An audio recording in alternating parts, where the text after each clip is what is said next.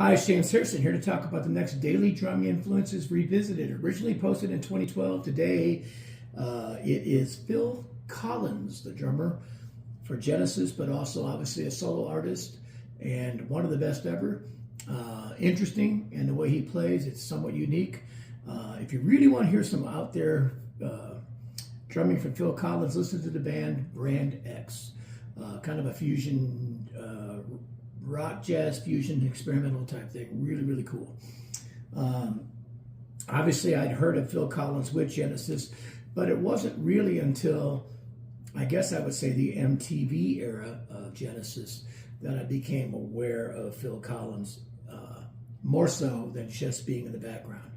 And then I went back and found the Brand X albums and some of the earlier Genesis stuff, which is a little bit more, the right word is progressive or artsy than mainstream, if you want to call it that. But he played with such an energy and a unique style. And I don't know if it's because he was also a singer that he played fills and stayed out of the way of a lot of the things. But obviously probably the most well-known drum fill of all time, in my opinion.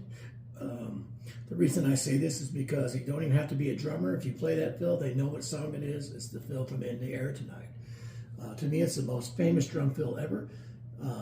But, you know, I was a big fan of the Abacab era and some of the Phil Collins stuff with No Reply at All, semi-funky in a way, if you want to call it that. And, of course, his first album, Face Value, and then the second one, I think it was called Hello, I Must Be Going. The drums on I Don't Care Anymore are really, really cool.